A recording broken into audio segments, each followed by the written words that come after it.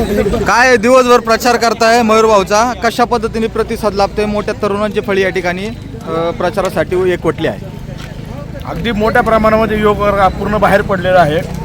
अजून 2 दिवसामध्ये याच्यापेक्षा 4 पटीने युवक आपल्यामध्ये सामील होणार आहे.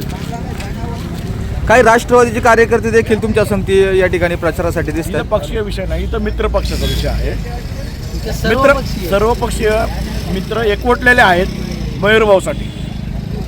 2 दिवस तुम्ही हे वातावरण बघताय, कशा पद्धतीने मयूर भाऊ उभा राहणार, जिंकून येणार जिल्हा परिषद सदस्य. मयूर भाऊ नव्हे तर सर्वसामान्य शेतकऱ्याचा माणूस, आमच्या जीवाभावाचा माणूस. मयूर भाऊ म्हणजे आम्ही, या भावनेने आम्ही या मैदानात उतरलेलो आहे. आता मोठ्या तरुणांची फळी जॉईंट होताना दिसते, कशा पद्धतीने या ठिकाणी वातावरण निर्मिती होते? 2 दिवसात आता तुम्ही फिरताय, लोकांचा कसा प्रतिसाद लाभते?